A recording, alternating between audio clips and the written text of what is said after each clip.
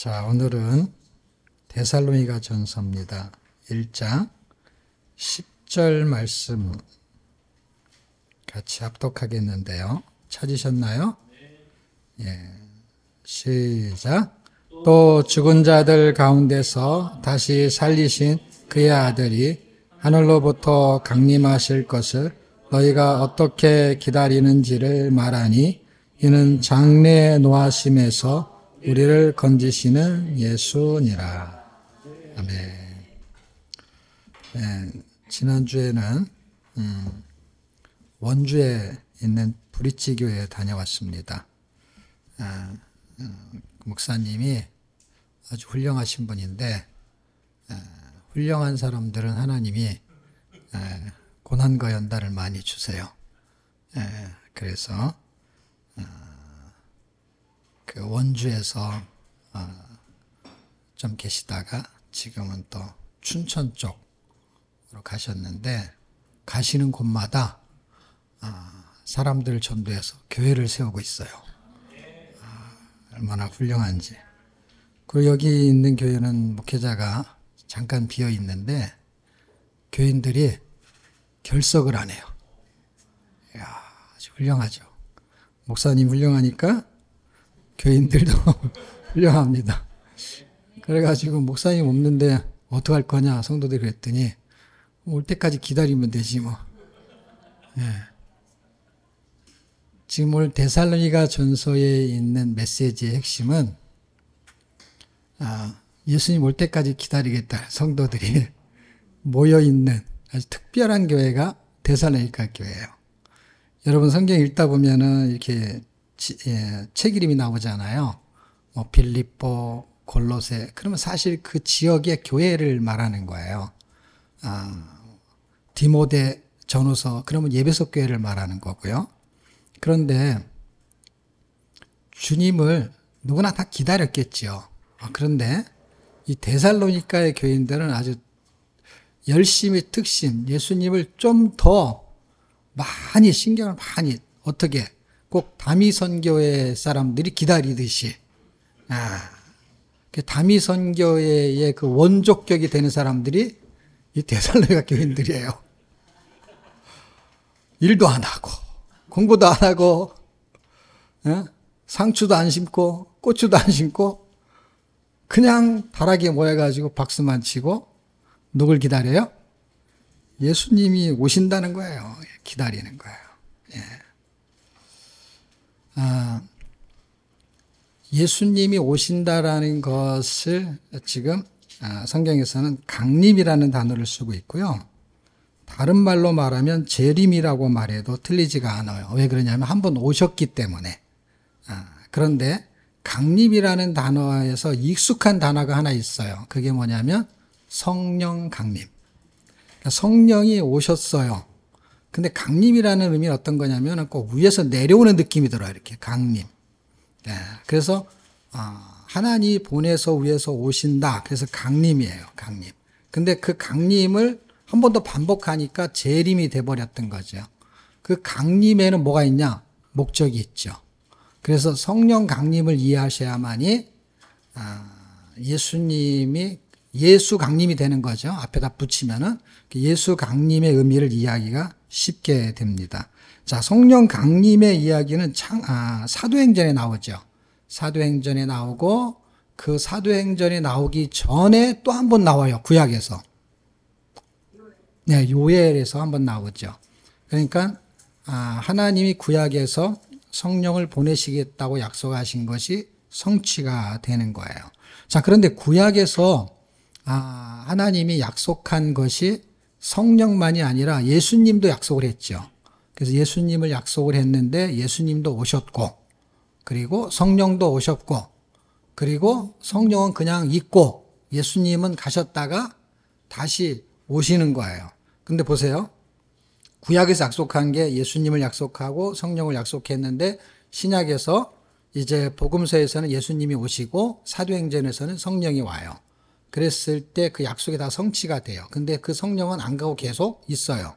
근데 그 성령이 안 가고 있다는 어떤 의미냐면 우리한테의 의미를 말하는 거예요. 우리한테 내주하는 성령이 안 가고 계속 있는 거고 예수님이 우리 가운데 계시다가 다시 가셨어요. 그런데 그분이 다시 오실 거예요. 그런데 다시 오시기 전에 그분이 성령을 통해서 우리 안에 내주하고 있어요. 그래서 그분이 계시면서 다시 육신의 몸을 입고, 그러니까 눈에 보이는, 성령은 영적인 느낌만으로 있는 거예요. 사람이 이 몸 안에 들어간 게 아니니까. 그런데 그 육신의, 우리 눈으로 봤던 그 육신의 몸을 입고 오시는데 변화산에서 변형됐던 변형체의 모습으로 이제 오시게 될 거예요. 왜냐하면 사람들이 보는 거니까. 볼 수는 있는데, 그러니까 예수님이 하늘에 계셨을 때 요한이라는 사람이 요한계시록에서 그분을 봐요. 그분을 봤을 때 놀래가지고 자빠지죠. 그렇죠?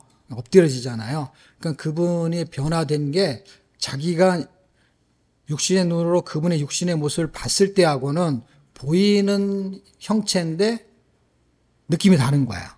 그러니까 설명할 수가 없는데 그 권세가 어마어마해가지고 그냥 눌려가지고 그냥 엎드려져 버린 거예요. 그게 더 심하게 나타나면 죽어버리는 거예요. 그래서 하나님을 만나면 죽는다라는 게 그 의미를 포함하고 있는 거예요. 그만큼 무시무시한 거예요. 그리고 어마어마한 거예요. 그분이 다시 오시는 거예요. 다시 오시는 거에 목적을 찾는 건데, 성령이 오시는 거는 예수를 증거하는 게 굉장히 중요한 목적을 차지해요. 그것만 있는 건 아니에요. 그런데 그게 굉장히 중요하단 말이에요. 그럼 예수님이 오시는 건 뭐냐? 예수님이 오시는 거는 인류를 구원하기 위해서 오세요. 언제 약속한 거죠? 창세기 3장 15절에 약속된 거예요.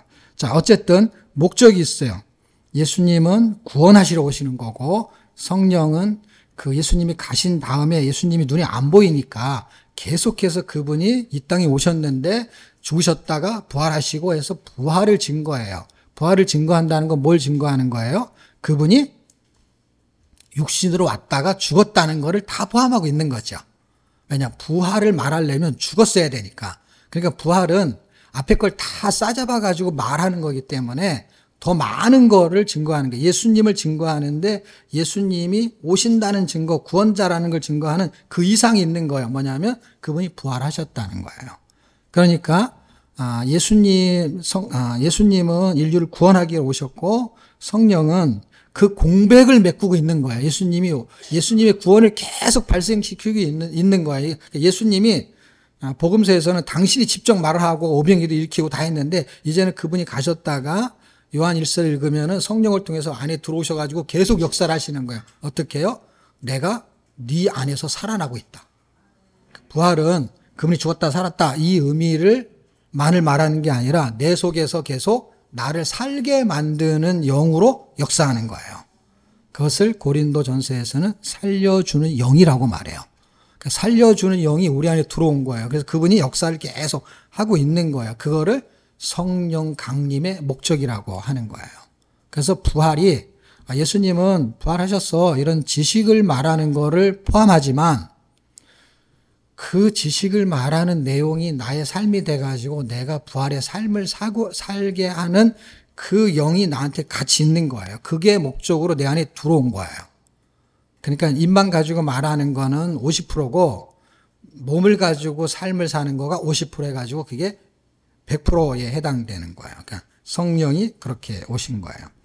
그러면 예수님이 그럼 안 하셔도 되잖아요. 왜냐하면 이미 성령을 통해서 우리 안에서 계속 역사를 하니까, 구원을 계속 발생시키고 또 우리가 죄를 지면 이렇게 살면 안 되지 하는 깨달음도 주고, 그러니까 오실 필요가 없는데 굳이 왜 올까요? 한번 왔다가 가고 성령을 통해서 계속 하고 있으니까 굳이 왜 오냐고. 그러면은 강림의 목적이 있을 거 아니에요. 굳이 올라고 하면 목적이 있을 거 아니에요. 그 목적이 뭘까요? 네, 구원의 완성인데 그게 1장 10절에 있는 것이죠. 왜냐하면 장래 노하심이라는 건 뭐예요? 심판이잖아요. 심판이 있다는 거예요. 구원만 있는 게 아니라 모두 있다는 거예요? 심판이 있다는 거예요. 그래서 구원만 하시면 50%가 해당이 되는 거예요. 나머지 이 세상을 만들어 놓고 하나님 구원하시는 게 100%가 아니라 50%라고, 어떤 의미에서 심판이 있다면, 그러면은 우리한테 그것이 이루어지면 우리한테도 100%가 이루어지는 거예요. 왜냐하면 우리를 핍박하는 걸 정리하기 때문에. 그러면 완전한 구원이 되니까. 무슨 얘기냐면 우리가 구원받는 건 맞아요. 근데 살다가 보니까 계속 예수 안 믿는 사람이 핍박을 해요. 근데 핍박을 하니까 어때요? 구원은 받았는데 뭔가 안 받은 놈보다 못한 것 같아. 그래가지고 뭔가 이렇게 완성이 안 된 것 같아. 계속. 이게 과정인데 오늘 얘기는 이 얘기를 하게 될 건데 결과는 이건 과정이 데살로니가 전서 이야기고 결과는 이걸 정리하는 게 어떻게 해요? 이 세력을 마귀의 세력을 정리해야만이 구원이 보장을 받는 거예요.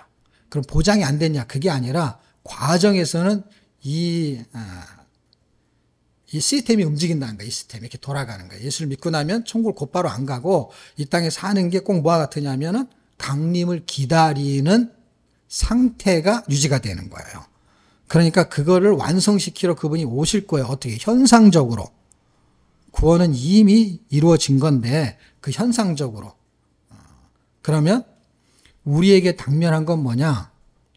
이제 우리는 예수님 오셔서 구원받았고 성령이 우리 안에 들어오셔가지고 그것을 확증하고 에베소서 1장에 있는 것처럼 보증하세요.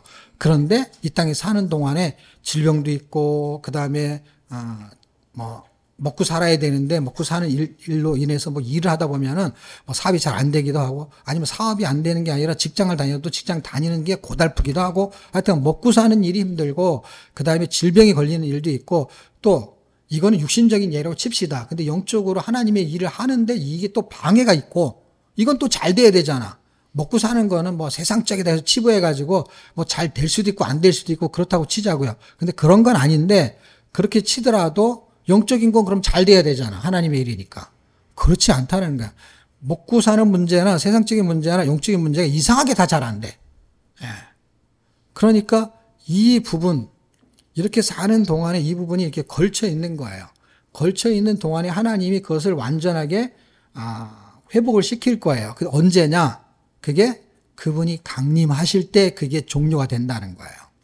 강림하실 때의 이야기의 내용을 잘 쓰고 있는 책이 요한계시록. 그리고 벌어지고 있는 상황들의 이야기는 현재 진행형은 예수님이 오시기 전 세상을 창조하고 창조하기 전 창조하시고 그 다음에 구약에서 예수님 오시겠다고 해서 오셨고 그분이 다시 가셨고 그리고 가셨고 다시 오시려고 할 때의 이야기는 다 신약의 이야기예요. 그래서 신약의 이야기에 우리는 신약의 배경을 가지고 사는 거예요. 구약의 백성이 아니라 우리는 신약의 백성이에요. 신약의 백성. 신약의 백성은 요한계시록 AD 100년경 사람을 말하는 게 아니라 예수님이 오시기 전의 사람은 구약 사람이고 예수님이 오신 다음의 사람은 신약의 사람이고 그리고 예수님이 오시게 되면 신구약 사람들에게 다 해당되는 결과물이 제공이 되는 거예요. 어쨌든 우리는 신약 시대의 사람으로 살고 있어요. 그러면 예수님이 이 땅에 오실 거예요. 그리고 앞에 건 다 이루어졌어요. 오실 때까지 우리가 그분을 기다리는 삶을 사는 거야. 우리가 목적하는 삶이 아니라 기다리는 삶이야. 기다리는 것으로 인해서 목적과 목표가 파생이 되는 거예요. 그러니까 그분을 어떻게 기다리느냐 하는 이야기인데 이 데살로니가 전서는 5장에 걸쳐서 있잖아요. 각 장마다 강림이라는 단어가 빠지지 않아. 그러니까 주제가 강림이라고 쓸 만큼 대단하게 강림을 굉장히 강조해요. 1장 10절 우리가 봤잖아요. 2장 19절 강림 나오죠. 3장 13절 강림 나오죠. 4장 16절 강림 나오죠. 5장은 어디에 나올까요? 네, 23절이죠. 강림. 단어가 정확하게 강림이라는 단어로 번역해서 나와요. 그러니까 다시 오신다는 거예요. 뭐 번역을 강림으로 안 할 수도 있는데 신기하게도 각 장마다 하나씩 있다는 건 뭐예요? 강림을 상당히 강조하면서 글을 전개시키고 있는 거예요. 전개의 내용은 조금씩 달라요. 그렇지만은 뭘 하더라도 강림을 생각하면서 뭘 하면서도 강림을 생각하면서 이 바울이라는 사람이 사도행전 9장에 어쩌고 저쩌고 해가지고 예수를 믿게 돼요. 주님을 만나서. 그리고 그가 회심을 하고 하나님의 일을 위한 선교사적인 삶을 살아요. 그래서 막 고민도 되게 많고 고달픈 인생을 살았어요. 자기 고향에서 한 10수년간 이렇게 뭐 묵상하는 시간도 있고 그리고 어쨌든 하나님이 그를 잘 훈련시켜서 그를 사역자로 내보내서 사역이 본격적으로 진행되는 게 사도행전 13장의 이야기예요.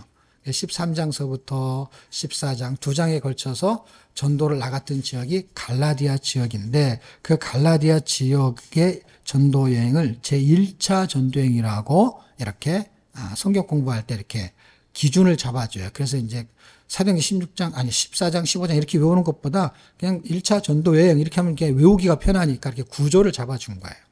그리고 이제 다시 돌아와서 뭐 예루살렘 공회에 참석했다가 다시 16장에 들어갈 때는 다시 또 전도하러 가는데 그의 마음속에는 갈라디아 지역 사람들이 눈에 선한 거예요. 다시 가갖고 그들하고 같이 식사도 하면서 복음을 전하고 이 말통 축제를 해야 되는데 하고 막 생각을 막 하고 있는데 가려고 준비를 다 했는데 성령이 여기 안 와도 된다. 얘네들 잘하고 있으니까 올 필요 없다. 뭐 이렇게 사인을 받아가지고 할 수 없이 어떻게 해요? 다른 지역으로 이렇게 이동하다가 그 북쪽으로 올라가다 보니까 그 위치가 약간 항구 도시인데 드로아라는 지역이에요. 거기에서 있다가 응답을 받아요. 그 응답을 받아서 마게도냐 쪽에서 우리를 와서 좀 도와달라. 갈라디아 지역은 그래도 이제 복음이 전파돼서 거기에 사람들이 성령 역사하셔 거기가 활성화돼서 갈라디아 교회가 세워졌으니까 교회가 없는 곳 이런데 통독원을 또 내야 되지 않냐. 이렇게 해가지고 딱 거기서 마게도냐 지역에서 도와달라고 해서 거기서 배를 타고 딱 넘어갔는데 마게도냐 지역에 가면 딱 첫 번째 뭐 지역 있잖아요. 인천에서 뭐 첫 번째 지역이 뭐 송도 뭐 이렇게 라고 한다면 그래서 어디를 딱 도착했는데 거기에 딱 항구에서 가까운 도시가 있는데 그게 빌립보라는 지역이에요. 그래서 마게도냐의 첫 성이라고 해요. 거기에 딱 도착을 했는데 이 유대인들은 다 어디에 모이냐면 지역에 막 흩어져 살아요. 여러분 잘 알다시피 우리나라 사람도 미국에 이민 가고 그다음에 중국 사람도 미국에 이민 가고 그다음에 유대인 사람도 미국에 이민 가고 이렇게 살잖아요. 3대 인종이 그렇게 살고 있을 때 한국 사람은 셋만 모이면 교회를 세운대요. 중국 사람 셋만 모이면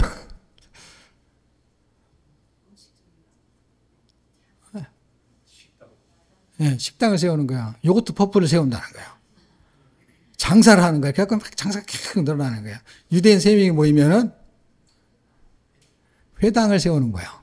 그런데 3명으로 돼 있지 않은데 이제 그게 예수를 믿든 안 믿든 그렇게 이제 일반적으로 하는 이야기인데 회당의 구성 요소가 있어요. 3명 가지고는 안 되는데 몇 명 인원이 있고 뭐가 이렇게 형성이 돼야 돼. 유대인 3명 가지고는 회당이 세워지지 않아요. 근데 유대인들은 살고는 있는데 회당이 없다는 건 뭐예요? 유대인들이 적다는 의미가 포함되어 있고 또 하나는 뭐예요? 많이 그게 활성화가 안 돼 있다는 거예요. 근데 빌립보 지역에는 회당이 없었던 거예요. 그래서 어슬렁 강가에 딱 갔는데 루디아가 거기서 뭘 이렇게 옷을 가지고 이렇게 염색을 했는지 하여튼 강가에 가게 여인들이 있는데 빨래터를 간 것 같죠. 우리로 말하면 옛날로 말하면 빨래터 같은 데 간 거예요. 그러니까 여인들이 거기서 이제 빨래하면서 뭐 얘기하고 있는데 거기서 누디아를 만난 것 같아요. 그래서 복음을 전하다가 누디아가 눈이 뿅 가가지고 우리 집에 오십시오. 그래갖고 누디아의 집에서 이제 빌립보 교회가 시작이 된 거예요. 그렇게 하고 있다가 거기서 참 교회가 세워지기도 하고 빌립보 감옥에 갇히기도 하고 막 이런 이야기가 잘 서술되어 있다가 이제 다른 지역으로 이제 내려가는데 그 지역이 암비볼리아하고 그 다음에 아볼로니아를 거쳐가지고 데살로니가에 가요. 근데 암비볼리아하고 아볼로니아는 이 지명만 나오고 특별하게 사건이 등장하지 않죠. 왜 그랬을까요? 데살로니가에서의 사건이 크기 때문에 그냥 묻혀버린 것 같아. 예. 그리고 빌립보는 왜 이야기가 좀 전개됐을까요? 회당이 없는데 누디아는 사람들 교회가 세워졌고 또 하나는 뭐예요? 감옥에 갇혔잖아. 그러니까 사건이 있잖아요. 사건이 없었지만은 복음은 전하고 뭔가 분명히 역사는 일어났을 것 같아요. 그리고 그냥 그 희한하잖아요. 암비볼리, 그 다음에 아볼로니아. 하여튼 거기는 볼만한 지역이었던 것 같아요. 그래서 데살로니가에 딱 도착해가지고 데살로니가에서 약 3주, 세일이라는 게 3주예요, 3주. 3주 동안 어딜 갔냐면 회당에 간 거예요. 보세요. 대조적이죠. 데살로니가는 좀 더 큰 도시인 거예요. 마게도냐 지역에 로마 도시의 지방 수도 역할을 한 곳이 마게도니아예요. 아니, 이게 데살로니가요. 데살로니가는 항구 도시이면서도 약간 규모가 있는데요. 그러니까 유대인들이 조금 많이 살고 많이 산다는 건 뭐예요? 유대인들은 또 뭐예요? 회당만 가지고 있는 게 아니라 고리대금을 해요. 그러니까 돈이 좀 있어요. 그러니까 돈이 있다는 건 뭐예요?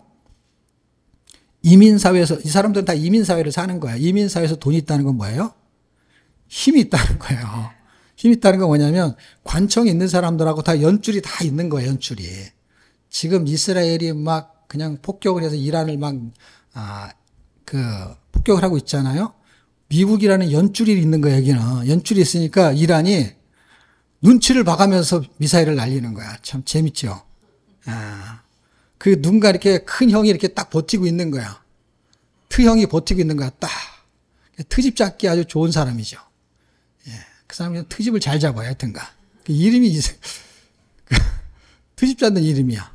그 사람이 지금 이런 전쟁에 눈 하나 깜짝 안 하고, 이 유대인들의 세력이 어마어마한 거야. 옛날이나 지금이나 대단하다는 걸 이해하셔야 돼요. 바벨론 포로 때부터 대단한 사람이 누군지 아세요? 유대인들이에요. 우리가 그 역사와 그 내용의 내막을 잘 몰라서 그렇지. 그리고 중요하지도 않으니까 그건 쓰지도 않는 거예요. 근데 어쨌든 그런 그 사사로운 의미들은 잘 자는 책에서, 성경에서는 말하지 않죠. 그런 역사 속에서 사건들로 등장을 했죠. 어쨌든 데살로니가에 도착을 했는데 3주 동안에 큰 역사가 일어났어요. 큰 역사가 일어났다는 건 뭐예요? 지각 변동이 일어난 거예요. 별일이 없었다면 핍박도 없었을 거예요. 큰 일어나자 유대인들이 거의 폭동에 가까울 정도로 그 당시 같이 간 사람이 이제 바울, 그 다음에 누가는 당연히 갔겠죠. 누가 이름은 없어요. 왜냐하면 자기가 쓰고 있으니까. 나도 갔다 이런 얘기를 안 쓰는 거예요. 누구나 다 아니까. 그러니까 누가가 이제 바울, 그 다음에 실라, 그 다음에 디모데, 이 3사람을 가장 많이 거론합니다. 그러니까 바울하고 실라인데 디모데가 이때 2차 때 합류를 한 것 같아요. 그리고 누가가 이거를 잘 기록하고 있습니다. 자, 어쨌든 그런 상황이 되자 이게 세상 말로 말하면 그냥 야, 너 왜 이런 일 하냐 이런 게 아니라 잡히면 죽는 거예요. 맞아 죽게 생겼어. 맞아 죽어도 할 말이 없어요. 그 당시 유대인의 법으로 그러면 이 로마법이 유대인의 종교법을 잘 안 건드려요. 왜냐 예수가 죽을 때도 이 사람 다 유대인의 법이야. 니네 법대로 해라. 이런 거야. 근데 사형을 시킬 수 있는 권한이 없기 때문에 사형을 대리했던 것 뿐이지 죽일 수도 있어요. 어마어마한 권세죠. 그런데 살리기 위해서 어떻게 했어요? 피신을 보내는데 그 밑에 지방으로 내려가서 베레아라는 곳으로 가게 했어요.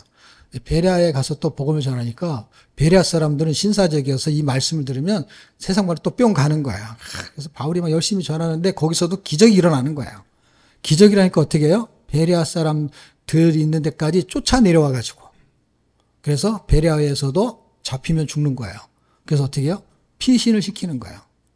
근데 누구를 잡아서 죽이려고 그러냐면 재밌게도 바울만 잡아서 죽이려고 그러는 것 같았어. 왜? 실라하고 디모데는 거기 내뒀거든요. 내뒀다는 건 뭐예요?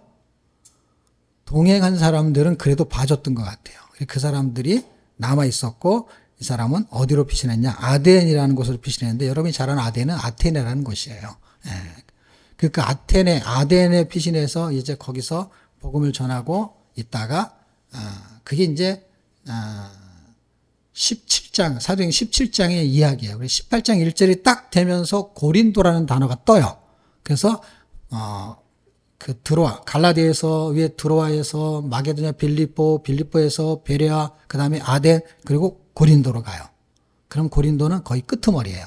이쪽이 위에가 마게도냐, 이 밑에 전체는 아가야. 아가야라는 건 뭐예요? 훨씬 큰 구역을 말하는 거야. 아가야죠. 마게도냐죠. 큰 덩어리가 그래요. 이 밑으로 내려왔다가 나중에 사역이 다 끝나면 18장에 가게 되면은 이제 예배소 쪽으로 가면 거기가 3차 선교지인데 일단 여기까지의 흐름에서 고린도에 도착했을 때에 고린도에서 누구를 만나냐면 거기다 남겨두었던 마게도냐 쪽에 남겨두었던 실라와 디모데가 이 데살로니가의 사람들이 3주 복음을 전했는데 이렇게 믿음의 본이 나타납니다 하면서 쫙 쓰고 있는 거예요. 2절 우리가 너희 무리를 인하여 항상 하나님께 감사하고 기도할 때 너희를 말하면 너희의 믿음의 역사와 사랑의 수고와 우리 주 예수 그리스도에 대한 소망의 인내를 우리 하나님 아버지 앞에서 쉬지 않고 기억함이니 하나님의 사랑하심을 받은 형제들아 너희를 택하심을 아노라. 이렇게 하면서 쭉 말하면서 뭐라 그러냐면은 너희의 믿음과 사랑의 수고가 이게 이 많은 사람들한테 본이 되었다. 6절에 보면은 주를 본받는 자 되었으며 그 7절에 모든 믿는 자의 본이 되었느니라. 3주밖에 안 됐는데 우리는 3년, 30년을 예수 믿어도 저렇게 살면 안 돼. 저 예수 믿는 거 아니야. 저 가짜야. 이런 본인데 이거 3주밖에 안 됐는데 이게 지금 마게도냐와 아가야라는 거 어떤 거냐면 마게도냐는 어떤 거냐면 아까 말한 빌립보 그다음에 거기 있는 데살로니가 암비볼리아 아볼로냐 이게 전부 다 마게도냐인 거야. 인천 그러면은 아까 우리가 기도할 때 인천 그랬잖아요. 그럼 송도교 인천 하나가 아니라 송도도 있고 많이 인천이 엄청 넓잖아요. 그 전체를 말하는 거예요. 거기에 빌립보 송도 이렇게 조그만하게 하나씩 도시들이 있는 거예요. 인천시가 엄청 큰 것처럼. 서울시 그러면 관악구 해가 구가 막 20몇 개씩 있잖아요. 그런 게 있는 것처럼 그 마게도냐 전체하고 그다음에 아가야 전체하고 와 거기 전체 이게 덩어리가 얼마나 커요. 너희 동네에서가 아니라 그 지역 그 반도 전체 지역에서 어떻게 해요? 모든 믿는 자에 뭐가 됐다고요? 본이 됐다는 거요. 몇 주 동안 복음을 전했는데 3주. 복음의 능력이 그렇다는 거예요. 바울의 능력이 아니라 복음의 능력. 그 복음의 능력이 성령을 통해서 우리 안에 있는데 우리는 왜 그 능력이 안 나타날까요? 인격이 더러워서 천만의 말씀, 돈이 없어서 천만의 말씀.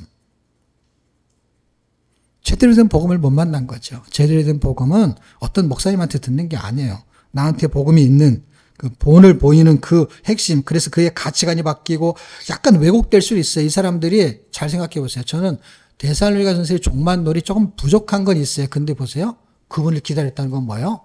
믿음이 엄청난 거예요, 여러분. 여러분, 다미성교회 그 사람들 잘못된 거 분명한 거예요. 근데 엄청난 믿음인 거라는 걸 기억하셔야 돼요. 여러분, 재산을 다 팔고 그럴 수 있어요, 여러분? 진짜라고 해도? 안 하잖아요. 근데 잘못됐는데도 그걸 하는 거예요.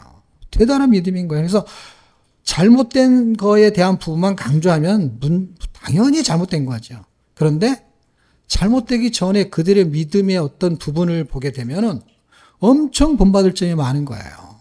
이 데살로니가 교인들에게는 문제가 될 만한 소지가 있는 것이 하나 있어요. 그게 종말론에 대한 잘못된 지식을 갖고 있었어요. 그걸 교정해주고 있기 때문에 문제가 없어요. 왜냐하면 교정을 받으면 되니까. 그리고 교정을 받아가지고 마게도냐 지역에서 내려온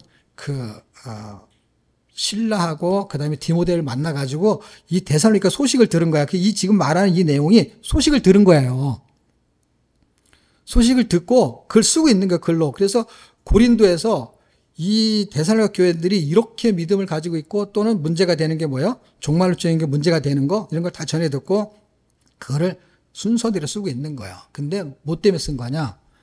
너무 기뻐가지고 쓴 거예요. 3주밖에 복음을 전하지 않았는데 거기서 성경 통독 딱 한 번밖에 안 했는데 그때 성령의 역사를 갖고 어떤 한 사람이 세워져 가지고 스리랑카 통독원이 세워진다든지 뭐가 세워진다든지 한 것처럼 뭔가 어떤 사람이 그냥 이렇게 손님처럼 와서 앉아가지고 성경 읽고 하다가 그 사람이 변화돼 가지고 그 사람이 한 나라를 책임질 수 있을 정도의 그 믿음을 갖는 거와 우리 그냥 먹고 살기 바빠가지고 그냥 노후 대책 하나 하느라고 평생 살다가 그냥 여행 좀 다니다가 죽는 그런 나약한 존재들이 볼 때에 엄청 도전이 돼야 되는데 우리는 그런 시각으로 절대로 보지 않죠, 성경을. 왜? 나를 보는 성경을 보는 게 아니라 성경에서 말하는 지식을 공부하고 싶은 설교를 들으니까. 그러니까 변화가 절대로 일어나지 않습니다. 왜냐하면 보는 각도와 시각이 완전히 다르기 때문에. 그래서 데살로니가 보는 시각이 지금 바울이 세상 말로 말하면 놀래 자빠진 거예요. 그래서 글을 쓴 거예요. 이 놀래 자빠질 만한 일이에요. 자, 사도행전 17장이 끝나고 나서 이제 18장이죠. 아까 제가 17장 얘기를 쫙 한 거예요. 16장까지는 빌립보 얘기고 그다음에 17장은 데살로니가 얘기예요. 그렇죠? 예, 그래서 17장 1절에 암비볼리아 아볼로니아를 다녀서 데살로니가 암비볼리아 아볼로니아의 사건을 안 써서 그런 거예요. 왜냐면 아마 여기도 사건이 엄청 많았을 것 같아요. 제 생각에는. 근데 데살로니가 하나. 왜냐면 계속 지역을 다니면서 그냥 지나간 게 아니에요, 여러분. 거기를 다녀가라는 거는요. 그 지역을 거쳐간 게 아니라 그러니까 지도를 설명하려는 게 아니라 거기서도 분명 그냥 가다 보면은요 이게 걸어가잖아요. 걸어가는데 여기 하숙집에 머물렀다 가는 게 아니에요, 여러분. 그러니까 잠을 자고 가야 되기 때문에 뭘 해야 되냐면은 시간이 있단 말이에요. 그냥 이렇게 해서 1시간, 2시간에 이렇게 휙 지나간, 이렇게 대전, 여기가 부산 가는데, 이렇게 가다가 대전을 지나갔어야 해서 차 타고 대전 휙 지나간 그 얘기가 절대로 아니라는 걸 기억하셔야 돼요. 그만큼 성경은 안에 엄청난 내용이 담겨 있는데, 초점 어디다 두고 설명하고 초점 어디다 두고 기록할 거냐에 따라서 기록의 목적과 내용이 다르기 때문에 그냥 지나가고 있는 거예요. 어쨌든 여기서 쭉 얘기를 했어요. 여기서 설명한 게 뭐예요? 2절에 새 안식일에, 그러니까 말이 3주지, 새 안식이라는 건 뭐예요? 이 사람들, 우리로 말하면 토요일 날 모이는데, 그냥 3번 교회 간 거예요, 3번. 3번 교회 가서 설교 3번 했다고 말하자면. 새 안식이라는 거예요. 그 뜻이죠. 성경을 가지고 틀어 예수님에 대해서 설명한 거예요. 뭐예요? 복음 딱 얘기한 거예요. 근데 여기서는 교회가 야손이라는 사람의 집에서 교회가 출발해요. 야손. 그리고 18장에서 바울이 아덴을 떠나 고린도에, 무슨 말인지 이제 아시겠죠? 제가 이제 아덴까지 얘기했으니까 고린도에 딱 도착해서 고린도는 이렇게 맨 밑에 지방이에요. 아가야 맨 밑에. 거기서는 예배소가 좀 가까워요. 배를 타고 가야 되지만. 거기에서 딱 보니까 어떻게 해요? 5절. 실라와 디모데가 마게도냐로서, 마게도냐라는 건 아까 데살로니가 거기가 마게도냐니까 그냥 큰 덩어리로 말한 거예요. 그러니까 데살로니가 지역에 있다가 이 사람이 밑으로 내려오니까 그 전체가 마게도냐니까. 마게도냐로서 내려오니, 그러니까 거기가 베레아, 그러니까 이 사람들은 데살로니가에서 베레아까지는 왔던 것 같아요. 그러니까 정확하게 말하면 아마 베레아 지역이었을 거예요, 베레아. 베레아에서 우리가 송도에 갔어도 인천 이렇게 말하잖아요. 그런 식인 거야. 내려오니 바울이 하나님의 말씀에 붙잡혀 유대인들에게 예수는 그래서 밝히 증거하니, 여기서 내려왔다는 건 만났다는 얘기잖아요. 17장 14절 13절에 이제 아까 다 설명한 건데 이제 이렇게 얘기하면 여러분 다 알아들을 거예요. 제가 다 일일이 설명 안 해도 전체 그림을 설명했기 때문에 13절 베레아, 그 다음에 14절 거기다 뒀어요. 실라와 디모데는 아직 거기 유하더라. 그리고 아덴으로 내려갔어요. 그러니까 데살로니가에서 쭉 베레아까지 다 같이 내려왔다가 거기에서도 쫓겨나니까 실라와 디모데는 베레아에 그냥 있었고, 그리고 바울만 아덴으로 내려간 거예요. 피신한 거예요. 그리고 거기서 있다가 고린도에 왔는데 그때까지 어떻게 해요? 얼마나 기간이 걸리는지 정확하게 모르겠어요. 근데 그때까지 어쨌든 베레아 지역에 있으면서 그들은 어떻게 해요? 데살로니가 사람들을 돌봤겠죠. 왜? 거기 목회자가, 순회 선교사가 전도했는데 양육을 계속 할 사람이 없잖아요. 근데 요 부리더들 같은, 이 사람이 담임 목사라면 부교육자 같은 사람들이 2명이나 있잖아요. 그 사람들이 계속 밤에 몰래 뭐 집에 가서 뭐 중국에서 맨날 공안이 잡으면 몰래 밤에 가서 모여가지고 복음 전하듯이 계속 뭔가 그들에게 소식을 듣고 전달을 받은 거예요. 뭐를? 그 사람들이 데살로니가에 썼던 내용이 다 전달받은 내용이에요, 여러분. 이 전체가. 그 다음에 하나는 권면하는 내용이고 교육하는 내용이에요. 그게 1장에서 그들이 어떤 믿음의 본을 보였는지를 쭉 쓰고 있는 거예요. 이게 들은 이야기거든요. 거기서 만나가지고. 그래서 고린도에서 쓴 편지가 데살로니가 전후서가 되는 것입니다. 자, 여기에서 목적이 뭐냐? 그 목적은 제가 데살로니가 전서를 읽다가 이제 강림을 주제로 잡았어요. 여러분이 하나의 책을 가지고 뭔가의 주제를 잡을 때 가장 많은 것을 말하는 게 주제야. 사건은 많기 때문에 한 1장에서의 주제가 다르고 2장에서의 주제가 달라요. 다 다르지만 한 권 전체에서 말하려고 할 때는 다른 지역적인 걸 약간 정리하고 핵심적인 거 하나를 맡기는 말할 수가 없어. 그랬을 때는 강림이 굉장히 중요한 주제고, 강림은 종말론을 말하는 거예요. 그러니까 종말에 대한 지식이 부족했어요. 지금도 종말에 대한 지식이 부족해서 요한계시록의 해석에 문제가 발생해요. 근데 데살로니가 전서에서는 그때 사람들은 종말론에 문제가 있냐면 요한계시록이 없는 시대였어요. 그런데 요한계시록에 대한 내용을 알고 있는 사람이 누구냐면 바울이라는 사람이에요. 어떻게 알 수 있어요? 요한계시록 쓰지도 않았는데. 요한계시록을 쓴 요한처럼 갔다 온 사람은 딱 2명밖에 없는데 그 한 사람이 바울이에요. 그러니까 바울 계시록을 안 쓴 것뿐이지 이 사람은 요한계시록 내용을 다 알까요, 모를까요? 다 알죠.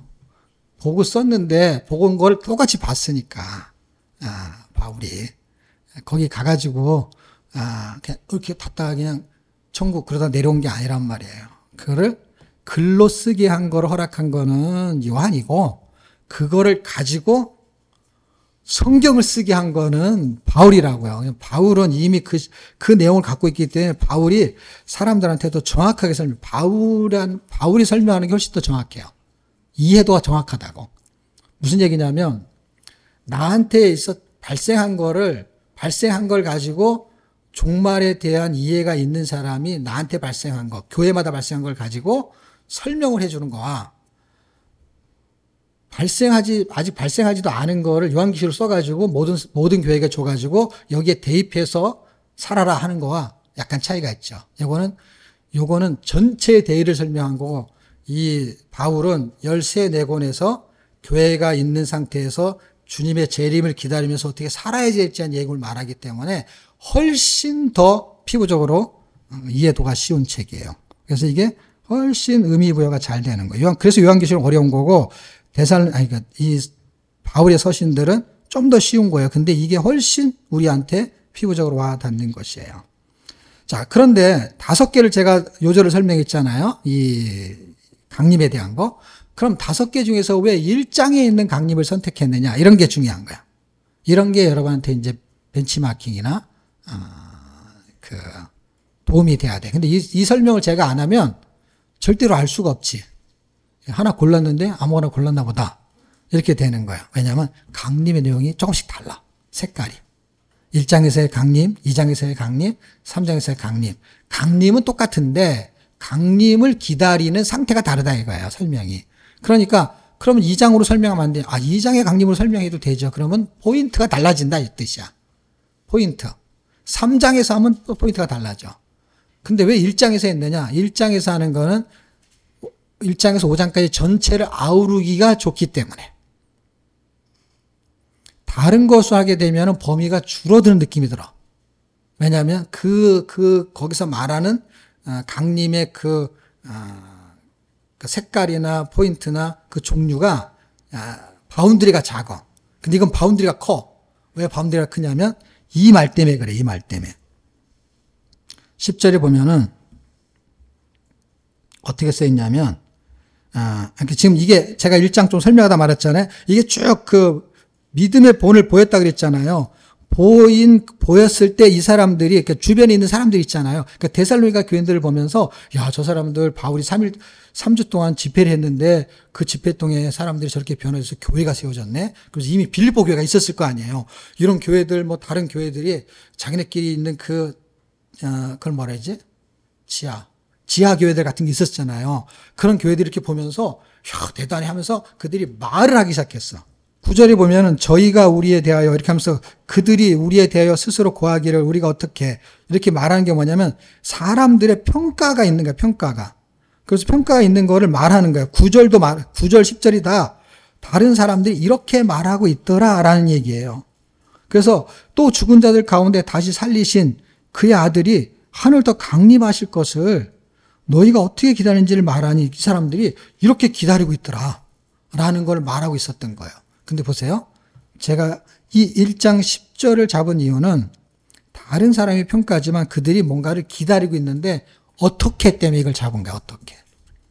어떻게 기다리고 있느냐. 어떻게. 그러니까 뭐예요? 이 어떻게 기다리는 것이 본이 되었던 거야. 다미 선교의 사람들처럼 기다리는 거는 본이 안 되는 거야. 그래서 다미 선교처럼 기다리지는 않는데 기다려야 되는 거야. 어떻게? 저렇게는 아닌 거야. 그럼 어떻게? 그게 별로 없어, 본이.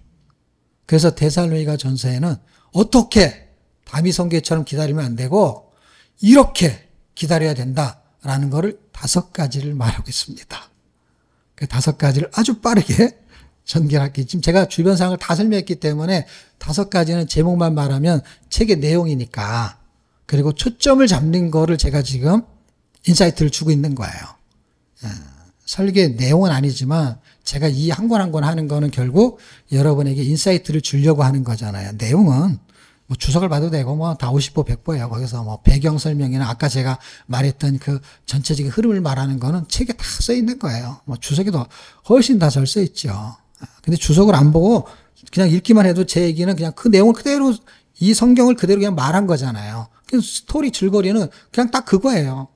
거기서 뭐 더 덧붙이고 덜 붙일 것도 없어. 근데 초점은 데살로니가 전서가 말하는 초점은 강림인 거고 3주 동안 집회를 통해서 그들의 변화가 뭘 보여줬냐? 예수님의 재림을 기다리면서 그들이 어떻게 기다렸느냐? 이걸 보여주고 있다라는 거예요. 그거를 주요하게 살펴봐야 된다는 거예요. 다른 거는 문제가 된다 안 된다 그 뜻이 아니라 한 권 전체를 볼 때는 가장 핵심이 되는 걸 찾는 게 관통하기가 좋다 이 뜻이에요. 그 다음에 한 장에 따라서는 다른 거죠. 초점이 다르니까. 그러니까 그 다음에 한 절을 가지고도 설교할 수 있고, 자, 한 권이죠. 근데 한 장을 할 때도 또 다르죠.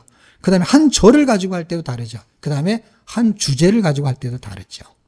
그런데 한 권을 하는 이유는 뭐냐? 성경을 한 권 읽었으면 그 한 권이 말하는 초점이 뭐냐를 찾는 훈련이 되어야 66권이 그렇게 읽으면 이거는 이렇게 말하는구나. 이건 이렇게 말하는구나. 이해가 돼야 되는데 아무리 읽어도 무슨 말인지 모르잖아요. 그냥 거기 있는 주제만 아는 거잖아요. 그냥 마른 뼈, 그럼 마른 뼈를 아는 거잖아요. 마른 뼈가 잘못됐다는 게 아니라 그걸 아는데 에스겔 읽으면 에스겔이 무슨 책인지 모르잖아. 그러니까 그게 문제라는 거예요. 그냥 책을 읽으면 그 책을 이해해야 되는 거예요. 그럼 어떻게 해야 되느냐? 공부해야 됩니까? 공부할 필요 없다니까. 읽는 게 설명이니까. 설명을 읽는 거잖아요. 읽는데 초점이 어디다 뒀냐? 초점이 모르는 거에다 두니까 모르는 거야. 모르는 걸 알고 싶으니까. 근데 한 권이 무슨 뜻인지를 에다가 의미부여를 하게 되면은 그분이 말씀하시는 게 들리면은 나는 왜 마른 뼈를 여기다 이 37장쯤에 왜 마른 뼈가 들어있고 하는 것도 이해가 다 된다니까. 왜냐면 왜 그걸 1장에도 안 두냐고. 그럼 출발하면서 어떻게 전개되는 거. 근데 뭐 배경 지식 알아야 됩니까? 그런 거 필요 없다니까. 왜냐면 성경 자체가 배경이에요. 그 에스겔 알기 전에 뭘 알면 되냐? 에스겔 알기 전에 말통 52일 하게 되면 그게 배경이에요. 다. 역사의 개론을 설명을 듣는 거니까. 기초가 없기 때문에 그래, 기초가. 그럼 포로 시대 때 왜 포로로 잡혀가고 그게 배경이죠. 포로로 잡혀간 게 배경이고 포로로 잡혀갔는데 왜 에스겔을 쓰냐 이거야. 다시 데리고 오려고. 그런 거야. 목적을 찾아내는 거예요. 그럼 간단한 거예요. 그냥 그거를 길게 서술한 것 뿐이고 거기에 의미부여가 조금 있지만 핵심은 그렇게 절대로 복잡하지가 않습니다. 자, 5가지가 있는데 그 5가지가 어떻게 기다려야 되느냐 할 때 우리가 어떻게 기다려야 되느냐 이것이 우리한테 중요한 거예요. 그리고 이렇게 기다려야 된다는 거예요. 주님이 원하는 거예요, 여러분. 바울이 원하는 게 아니라 주님이 원하는 거예요, 그게. 주님이. 왜? 바울은 주님에게 초점을 잡고 데살로니가 교회한테 쓴 거예요. 예? 자, 1장에서는요. 신앙의 본을 보이면서 기다려야 돼. 근데 이미 신앙의 본을 보였냐? 보였죠. 1장 5절.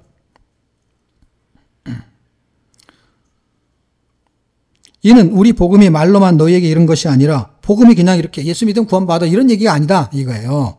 오직 능력과 성령의 큰 확신으로 된 것이니 그러니까 성령의 역사하심을 통해 갖고 너희가 그걸 받아들이는 거라는 거예요. 너희 가운데서 너희를 위하여 어떤 사람이 된 것을 너희 아는 바와 같으니 어떠한 사람이에요? 6절. 성령의 기쁨으로 도를 받아 우리와 주를 본받는 자 되었으니 그들이 마게도냐 아가야 이 전체의 도시에 모든 믿는 자니 본이 되었다. 본이 되는 상태에서 기다려야 된다는 거야. 그걸 보여주고 있는 거예요. 어떻게 기다려야 되냐? 1장에서는 어떻게 해요? 믿음의 본을 보이면서. 믿음의 본을 보인다는 거는 헌금 잘하고 주일날 안 빠지고 그거는 눈에 보이는 거고 눈에 보이지 않는 말과 행동과 그의 방향이 있죠. 삶의 방향. 말은 저를 보세요. 말은 이 방향을 말하는데 삶은 저 방향으로 가. 하나님 위한 말을 해. 근데 삶은 다른 거야. 꽃밭에 가서 일만 해. 말은 이 방향을 해. 그러니까 말은 이 방향 하는데 삶을 보면 저 방향이야. 그거는 시간 지나면 금방 알게 돼요. 그리고 자기도 모르게 말을 해. 나눔 때도 말을 해, 자기가. 자기도 모르게.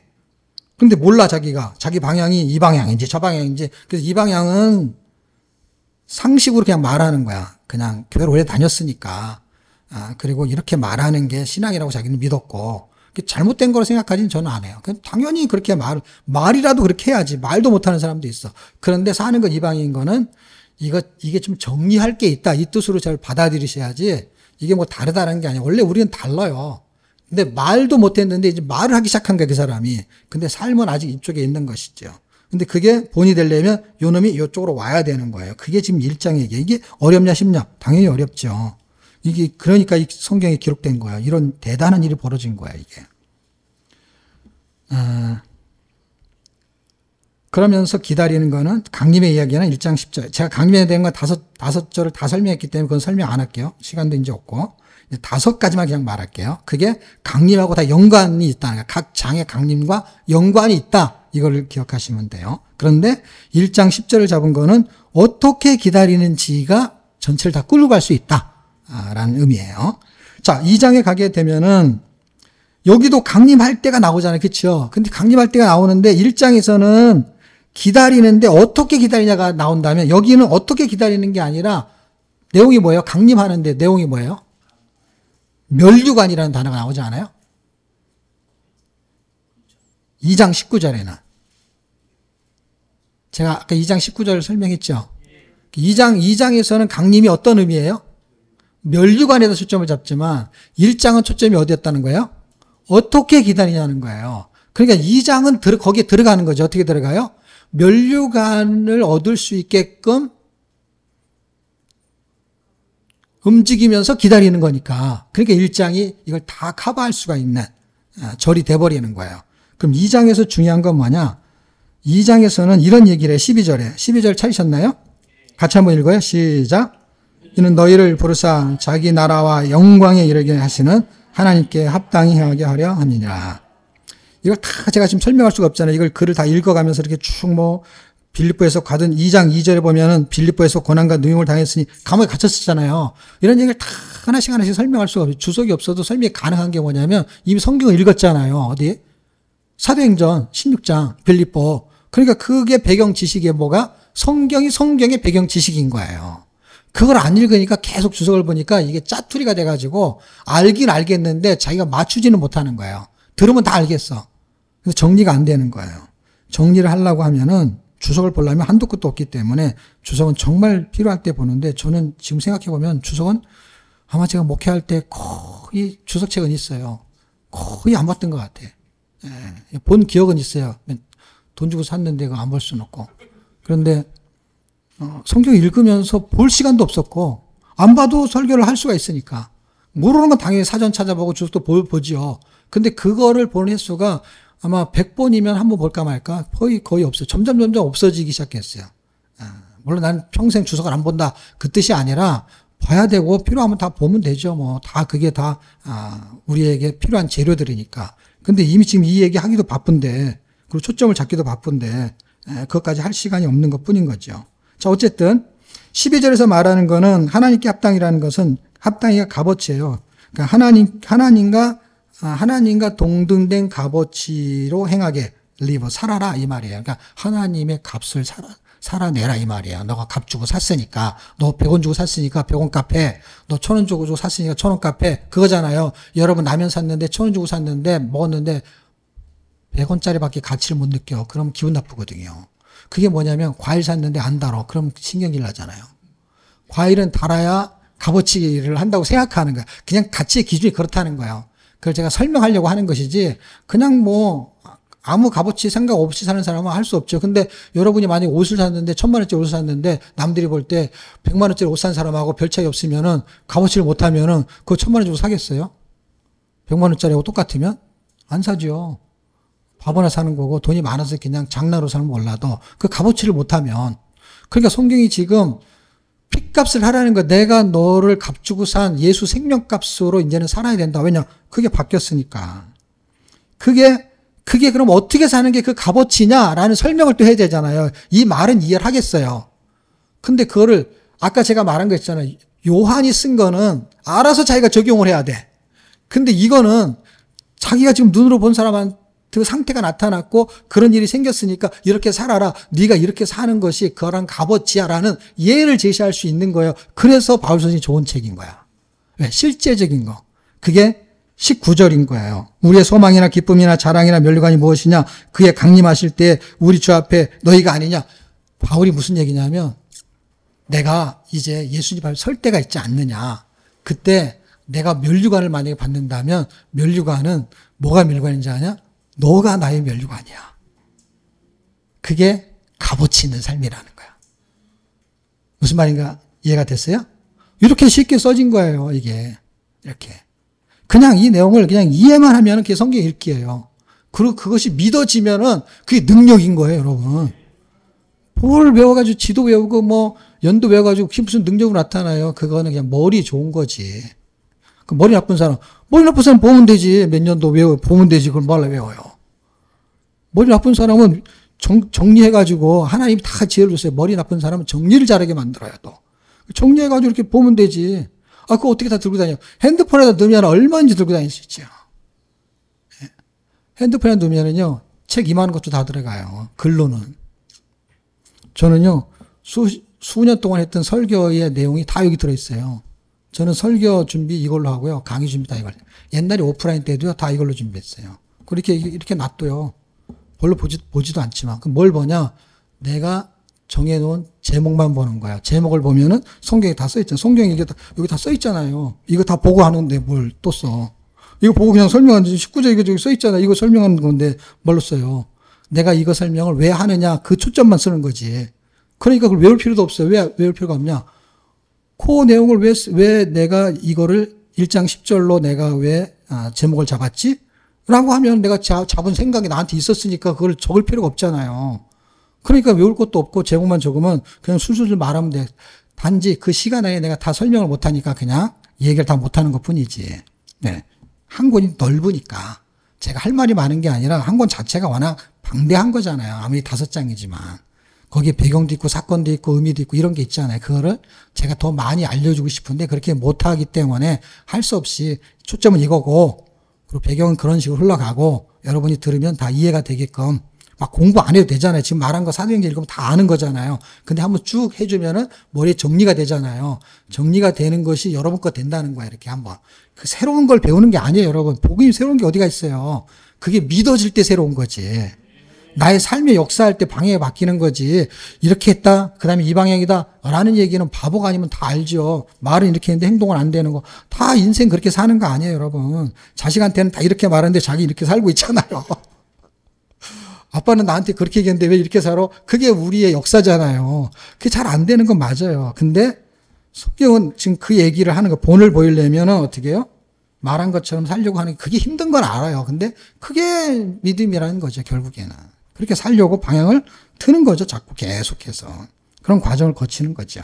자, 어쨌든 두 번째에서는 첫 번째는 그게 신앙의 본을 보이는 거예요. 여러분, 제가 이렇게 말하는 거는 큰 주제에 이렇게 짧게 말하는 거는 그걸 기억하기 좋은 거예요. 신앙의 본. 이렇게 되는 거야. 두 번째는 신앙의 값. 이렇게 되는 거야. 그럼 첫 번째는 다른 말로 어떻게 하냐. 여러분이 기억하기 좋은 말로 바꿔도 돼. 처음에 어떻게? 신앙의 모범. 그냥 아니면 모범. 두 번째는 값어치. 이렇게 해도 돼. 근데 그 무슨 값어치냐. 라면 값어치 뭐 이런 게 아니잖아요. 그 2장의 값어치니까 하나님 나라의 값어치, 예수님 값어치. 그게 신앙의 값이 나와야 된다 이 뜻이에요. 신앙. 그래서 이걸 기억하기 좋게 말하려고 하다 보니까 제가 단어를 만드는 것 뿐이에요. 신앙의 본, 신앙의 값. 신앙의 본을 보이고 신앙의 값이 있어야 된다. 나의 신앙의 값은 뭐냐? 라는 거예요. 그랬을 때 신앙의 값이 내가 영적인 제자를 세워서 그 사람이 잘 나보다 훌륭하면 그게 면류관인 거야. 성훈 형제의 면류관은 아가페잖아요. 핏값을 거기다 탁 둬가지고 그 면류관이 이 아가페 하나 잘 되면요, 그거는 성훈 면류관이에요. 미국 갈 때 내가 돈 대준 거 아니잖아. 양생명의 아가페는 양생명의 면류관은 주빌리예요. 예를 들면 그런 거야. 그러니까 그러면 여러분은 여러분 아가페의 면류관은 뭐냐 이거야. 거기까지는 좋았는데 이제 그 다음에 이제 고민되는 거지. 아니, 그러니까 그 동독원인데 그게 뭐, 누구, 그 사람, 그 결국 사람이에요. 사람 하나를 잡아야 되는 거예요.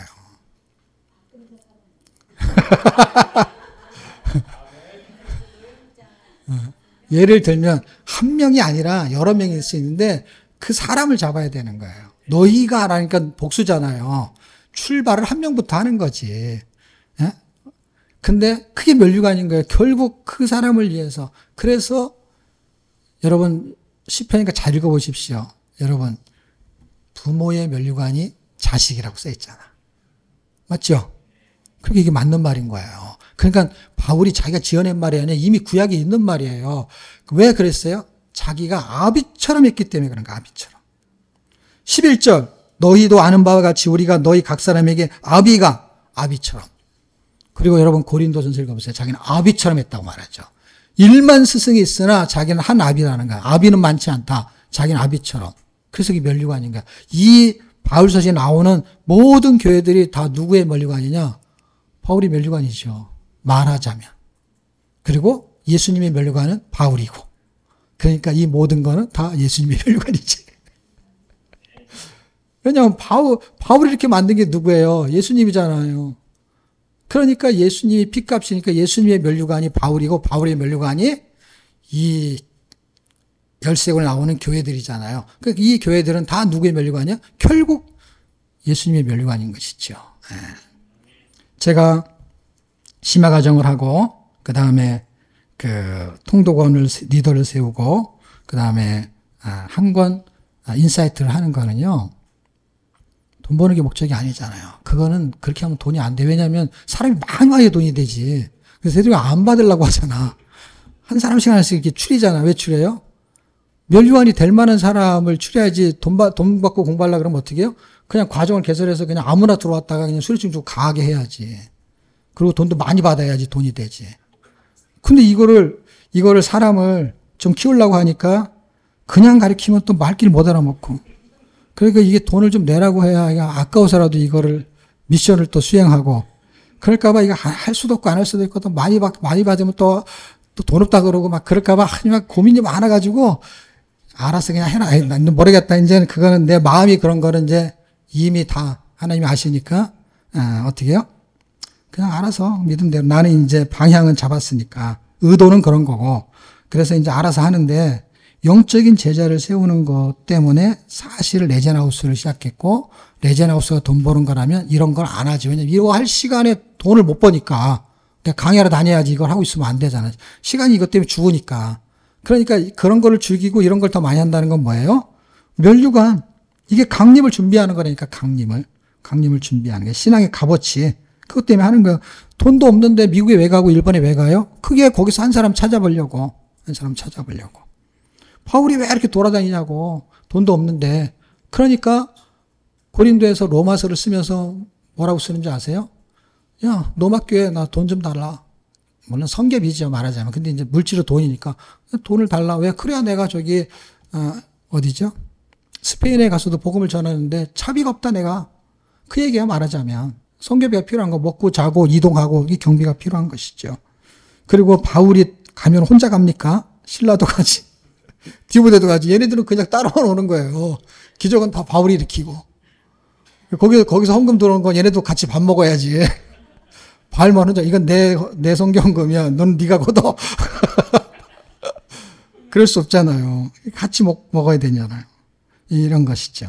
자, 3장에서는 이제 진도를 좀 더 빨리 나가서 3장에서는 이 사람들이 바울을 핍박했잖아요. 그럼 데살로니가 교인들을 핍박할게 안 할까요? 하지. 지금 복음을 전해가지고 바울을 죽이려고 하는데 이 데살로니가 교인들이 자기 동네 사람들을 이걸 가만 놔둘 수가 없는 거예요. 이게 핍박. 이 사람들은 딴 데 피신도 못 가요. 바울은 어차피 지나가는 사람이니까. 근데 데살로니가 사람들은 거기 직장이 있고 거기서 사는데 어디를 도망가요? 거기 사는데 어떻게 해요? 핍박을 받으니까 엄청 힘들잖아요. 근데 이거를 이겨내는 거예요. 그래서 2절서부터 디모데를 보내놓으니, 그러니까 베레아에 있는 디모데를 다시 올려 보냈다는 거겠죠. 왔다 갔다 했겠죠, 베레아에서. 올 때는 베레아에서 왔겠고, 위치가 거기에 거했기 때문에 베레아를 말하는 것 뿐인 것 같아요. 근데 마게도냐라는 거는 왔다 갔다 했기 때문에 큰 그림을 그렸던 것 같아요. 어쨌든 디모데를 보내갖고 너희를 굳게 해서 계속 이렇게 돌봤던 것 같아요. 그러니까 목회자의 자질을 신라보다 디모데에게 있었던 게 신라의 역할은 또 다른 것 같은 것 같아요. 그래서 신라는 잘 등장 안 해요. 그리고 교회도 신라한테 맡긴 게 아니라 디모데에게 맡겨요. 이 에베소 같은 교회는. 어쨌든 목회자로서의 자질이 있었던 것 같아요. 잘 교육을 시키는 사람이었던 것 같아요. 그래서 디모데에게 맡겨요. 그래서 누구든지 여러 환난 중에 요동치 않게 하려 함이라 환난이 있었다는 걸 증명하고 있는 거죠. 4절 우리가 너희와 함께 있을 때 장차받을 환난을 너희에게 미리 말하였더니 이 무슨 얘기냐면 3주 동안 있는 동안에 이미 너희들 예수 믿으면 내가 빌립보에도 다 가봤는데 아마 너희들 좀 여기서 직장 생활이 힘들걸? 뭐 이런 거예요. 그런데 그런 일이 생겼어요. 그런데 이러므로 나도 참다 못하여 너희의 믿음을 알게 하여 보내었노니 뭘 보내요? 디모데를 보냈다 이 말이에요. 이는 혹 시험하는 자가 너희를 시험하여 우리 속을 헛되게 하지 않을까. 그러니까 이미 복음에 수고를 했는데 시험하는 자가 와가지고 야 그거 가짜야 뭐 잘못된 그런 거 신경 쓸 필요 없어. 그거 다 어떻게 일어날 일도 아니고 그걸 왜 믿어? 너 예수님 본 적 있어? 이렇게 하는 사람들이 시험하는 자가 와서 너희를 시험해서 도리아무탑을 될까봐 도루묵 될까봐 계속 디모데를 보냈다는 거예요. 근데 지금은 디모데가 너희로 와서 믿음과 사랑의 소식을 전하고 무슨 얘기예요? 기쁜 소식을 전한 거예요. 마귀의 시험 이런 걸 이겨냈다는 거예요. 굳게 해줬다는 거예요. 그래서 13절의 강림은 뭐예요? 너희 마음을 굳게 하시고 그러면서 강림을 할 때 이 3장에서의 강림은 기준이 뭐냐? 그분이 완성을 하는 동안에 우리는 구원의 성화가 이루어져요. 이루어지는 과정을 거칠 때 그 거칠 때 필요한 강림에 필요한 한 가지가 있는데 그게 뭐냐면 기도하면서 기다리는 거예요. 기도하면서. 그런데 기도하면서 기다리는데 기준이 어디 있냐? 기준이 세상살이에서 예수살이로 나와주는 기도를 하는 거예요. 하나님 앞에서 거룩함이 흠이 없게 하시기를 원하노라.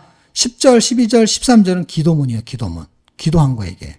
어떻게? 예수님이 오실 때, 이때 과정에 시험을 이겨내고 거룩함이 흠이 없게 하도록 살아야 돼. 라는 걸 기도로 한 것 뿐이에요. 근데 기도를 하지만 내용은 뭐예요? 시험을 이기는 거예요. 그 기쁜 소식이 되는 거예요. 그 기쁜 소식의 핵심은 뭐예요? 마귀의 시험을 이기는 거고, 그 시험을 통해서 거룩하고 흠없게 다듬어지는 과정을 겪게 될 때에 예수로 살아가는 예수살인 거예요. 3장이 기준을 잡아주는 거예요. 3장이 5장 중에 보세요. 제 손가락을 보세요. 5장 중에 3장이 예수살이 세상의 환난과 고난을 예수로 살아내는 거예요. 그러면은 그게 믿음의 본이 되는 거고 그게 믿음의 값이 나와주는 거예요. 그러기 위해서는 나머지 2개가 남았잖아요. 2개가 실제적으로 어떤 일이 벌어지냐면 4장은 그 영육 간의 영혼육, 그 4장과 5장은 전부 다 영혼육을 말해요. 영혼육에서 거룩을 유지하는 거야. 거룩을 유지. 거룩을 유지하기 위해서는 우리가 잘 아는 5장 같은 데 보면은 기도하라, 기뻐하라, 항상 감사하라, 이거 하나님의 뜻이다. 그게 거룩을 유지하는 거예요.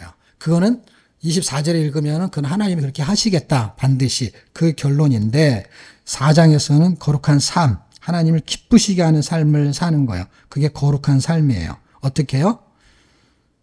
4장 3절 성적으로 도덕적인 거룩한 삶, 4장 9절 영적으로 형제를 사랑하는 거룩한 삶, 4장 11절 육적으로 일터에서 성실하게 일하는 거룩한 삶. 그래서 영혼육이 거룩한 거예요. 그냥 성적으로 도덕적으로만 야 음행을 행하지 마. 그 거룩한 삶을 살아야 하나님 기뻐하세요. 기뻐하시는 건 뭐예요? 믿음으로 사는 거야. 믿음으로 사는 게 뭐예요? 믿음으로 사는 것이 변화될 존재로 사는 거예요. 왜냐하면 이 4장에서는 무슨 얘기를 하냐면 변화될 것에 대한 이야기를 해. 16절에 주께서 호령과 천사장의 소리와 하나님의 나팔로 친히 하늘로 쫓아 강림하시리니 그리스도 안에서 죽은 자들이 먼저 일어나고 라고 하는 이게 변화가 된다는 거예요. 고린도전서 15장 51절에 보라 내가 너희에게 비밀을 말하노니 우리가 다 잠잘 것이 아니요 마지막 나팔에 순식간에 호련히 다 변화하리니 부활한다는 것을 변화하리니 이렇게 설명한 거예요. 그냥 변화될 존재로 사는 거예요. 믿음으로 사는 거는 변화될 존재로 산다는 건 뭐예요? 변화된 상태를 생각하면서 사는 거예요. 변화되지 않았지만 아직. 계획이란 게 뭔지 아세요? 그렇게 될 줄 믿고 사는 거잖아요. 맞잖아요, 여러분. 여러분이 서울대 가고 싶어서 공부해. 그럼 서울대학 가는 정도의 수준에 이르는 공부를 하면서 살잖아요. 그래야 그게 이꼬르가 되니까. 그러니까 계획이라는 거는 거기를 바라보는 삶으로 살기 때문에 거기와 삶에 동일시되는 삶을 사는 거예요. 놀랍죠? 아직 그렇게 안 됐는데. 그게 계획이에요. 그 계획을 세우면 기분이 좋은 거예요. 아, 차를 하나 새 차를 사야지. 그러면 기분이 좋은 거예요. 아직 헌차인데 새 차를 산 느낌을 들면서 헌차를 타는 거예요. 계획이 있기 때문에 이거는 1년만 지나면 새 차야. 헌차가 새 차로 바뀐다니까 계획을 세웠기 때문에. 그리고 계획을 세웠기 때문에 돈을 절약해요. 그걸 사야 되니까. 예, 그런 고난이 좀 따르긴 해요. 돈을 절약을 해야 되는 고난이 있어요. 그럼 기분이 좋아지는 거야. 시간이 지나면 새 차로 바뀌는 거야. 그게 그런 삶을 사는 거하고 똑같은 거야. 내가 아직은 그런 상태의 사람이 아니지만 그런 상태의 사람이 될 거로서 사는 거야. 그냥 마음이 뿌듯한 거야. 예, 변화될 존재로. 마지막 결론은 어떻게 기다리는 거냐? 이 가운데 거를 전체를 다 아우리는 거야. 어떻게 해요? 깨어 근신하는 거야. 깨어 근신하는 거야. 그래서 빛이라는 단어가 나와요. 빛의 아들로. 그 다음에 어둠이 나와요. 이 강림할 때에 도적이 오는데 너희는 낮에 있기 때문에 이제 도적은 밤에 오잖아. 근데 낮에는 안 오잖아. 그러니까 낮의 삶을 살면은 밤이 없잖아, 너희에게는. 그러면 예수님은 도적처럼 올 수가 없어. 그하고 똑같은 겁니다. 그게 무슨 얘기예요? 실제 어둠과 낮이 있는데 그걸 비유로 말하는 거예요. 그러니까 뭐예요? 영적인 어둠에 사는 사람은 낮에 햇빛이 있는 삶에도 어둡게 사는 거야, 어둡게. 영적으로. 그리고 밤이 되었어도요, 그 사람은 밝게 사는 거 어떻게 해요? 영적으로 빛의 사람으로 사는 거야. 시각은 눈에 보이는 거는 빛과 어둠이 있어요. 그런데 깨어 있어라는 얘기는 잠을 안 자고 밤을 촛불 켜고 기다리라는 게 아니고 깨어 있어라는 건 뭐예요? 영적으로 말씀에 민감한 상태를 유지하라라는 거예요. 그게 어떻게 강림을 기다릴 것인가? 영적으로 깨어 있다라는 건 뭐예요? 빛에 거한다라는 것은 하나님의 뜻에 거한다라는 거예요. 18절에 있는 말씀처럼 그 하나님의 뜻에 거하려면 어떻게 해요? 하나님의 뜻인 말씀에 거해야 되는 거예요. 그래서 빛에 거한다는 거는 하나님의 뜻에 거한다는 것이고 하나님의 뜻에 거한다는 것은 말씀에 거하는 삶을 말하는 것입니다. 말씀 안에서 여러분이 강림을 준비하시기를 주의 이름으로 축복합니다.